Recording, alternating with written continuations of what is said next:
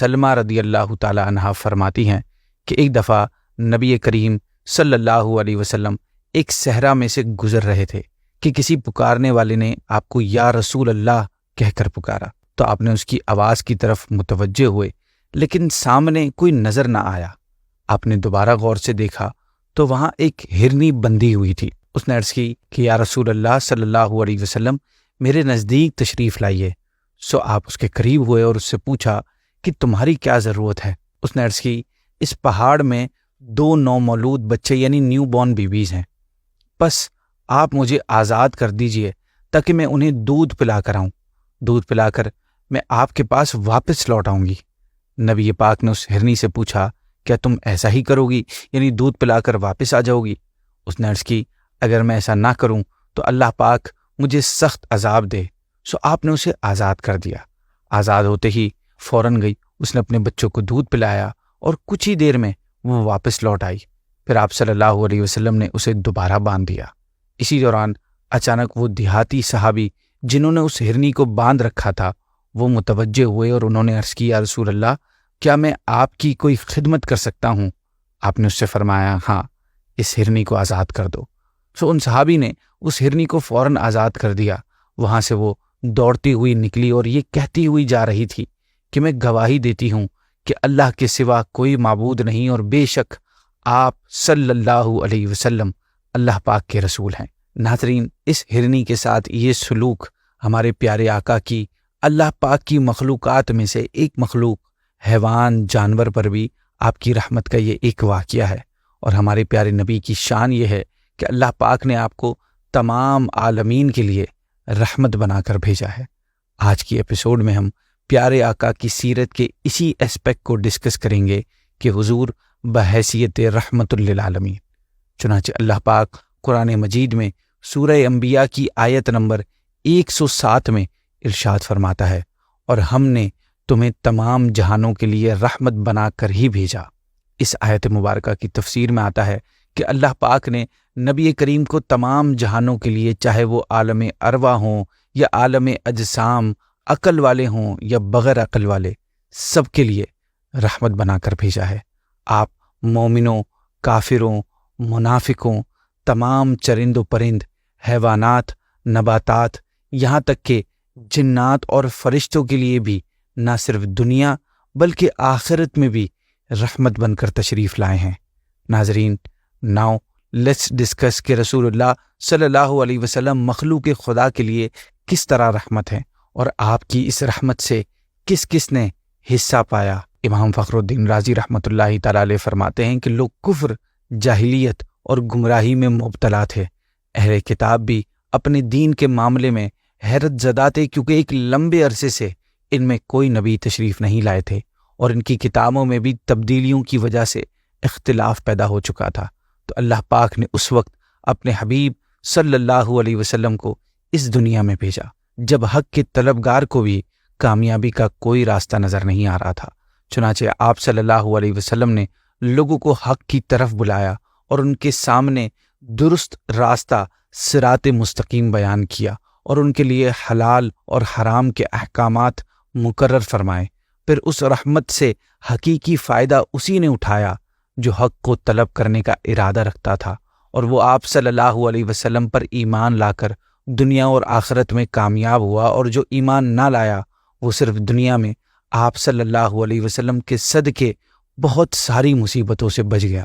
اور پھر رسول اللہ صلی اللہ علیہ وسلم کا اسپیشلی مسلمانوں کے لیے دین اور دنیا کے معاملے میں بھلائی کا اہتمام کرنا اور ان کی آفتوں اور برائیوں کے بارے میں بروقت انفارم کر دینا، یہ آپ صلی اللہ علیہ وسلم کی رحمت ہی ہے۔ مومنوں پر آپ کے رحمت کے ہونے کی ایک صورت تو یہ بیان ہوئی ہے کہ آپ نے انہیں صراط مستقیم پر چلایا۔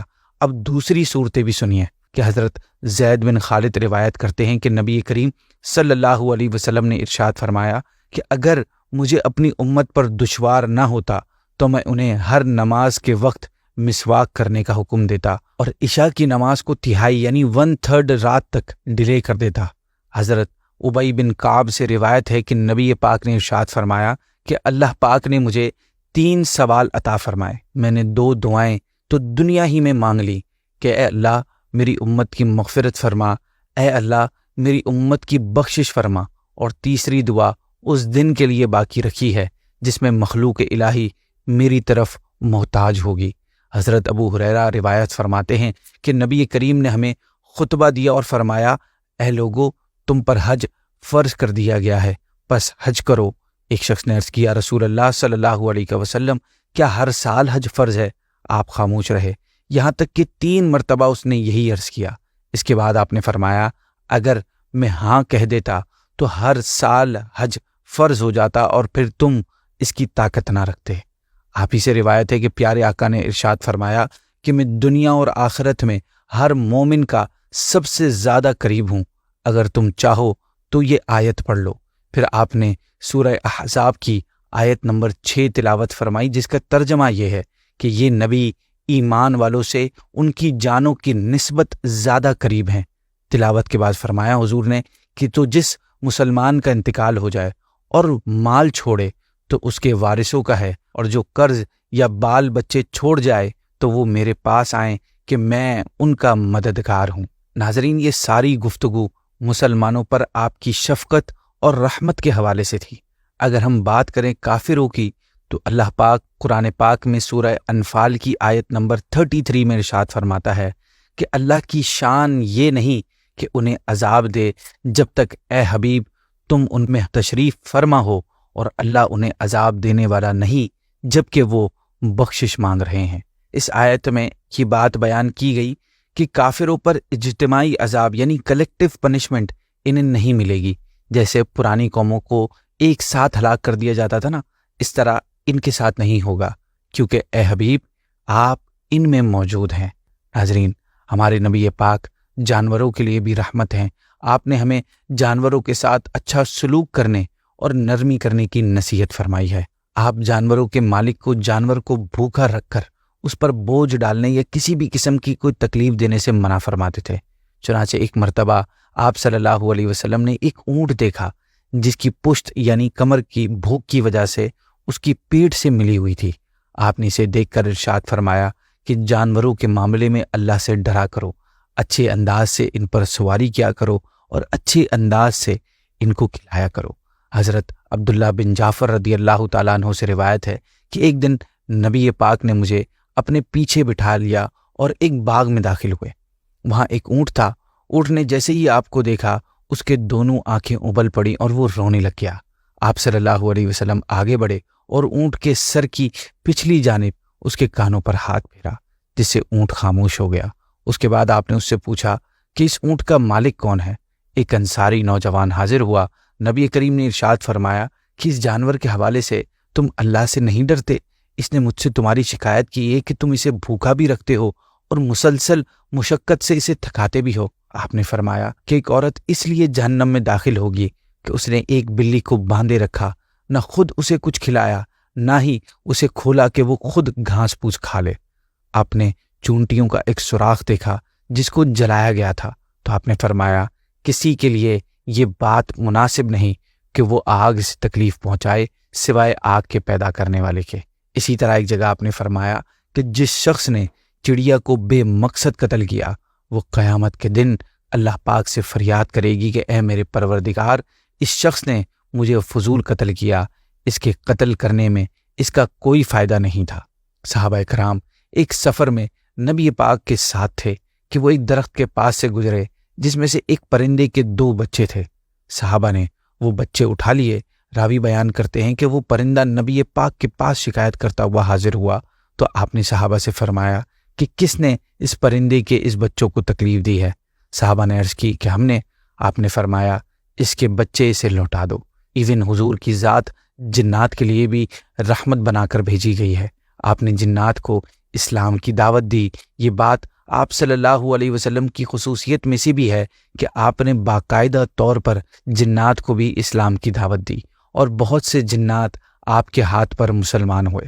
اس واقعے کو قرآن کریم میں سورہ احقاف میں اس طرح ذکر فرمایا ہے کہ اور اے حبیب یاد کرو جب ہم نے تمہاری طرف جنوں کی ایک جماعت پھیری جو کان لگا کر قرآن سنتی تھی، پھر جب وہ نبی کی بارگاہ میں حاضر ہوئے تو کہنے لگے کہ خاموش رہو اور سنو۔ پھر جب تلاوت ختم ہو گئی تو وہ اپنی قوم کی طرف ڈراتے ہوئے پلٹ گئے، کہنے لگے، اے ہماری قوم، ہم نے ایک کتاب سنی ہے جو موسیٰ کے بعد نازل کی گئی ہے، وہ پہلی کتابوں کی تصدیق فرماتی ہے، حق اور سیدھے راستے کی طرف رہنمائی کرتی ہے۔ عبداللہ بن مسعود رضی اللہ عنہ کہتے ہیں کہ جنوں کا ایک گروپ رسول اللہ کے پاس حاضر ہوا اور اس نے عرض کیا کہ یا رسول اللہ صلی اللہ علیہ وسلم، آپ اپنی امت کو ہڈی، لید، گوبر اور کوئلے سے استنجا کرنے سے منع فرما دیے، کیونکہ ان میں اللہ پاک نے ہمارے لیے روزی رکھی ہے، تو آپ نے اس سے منع فرما دیا۔ نباتات یعنی پلانٹس پر آپ کی رحمت کے حوالے سے ایک واقعہ سنتے ہیں، پھر اپنی آج کی ایپیسوڈ کو اینڈ کرتے ہیں۔ چنانچہ ایک انصاری عورت نے پیارے نبی کی خدمت میں عرض کیا کہ یا رسول اللہ صلی اللہ علیہ وسلم، کیا میں آپ کے بیٹھنے کے لیے کوئی چیز نہ بنوا دوں، کیونکہ میرا غلام کارپینٹر ہے؟ آپ نے فرمایا، اگر تم چاہو تو بنوا دو۔ چنانچہ اس عورت نے آپ کے لیے ایک ممبر بنوا دیا۔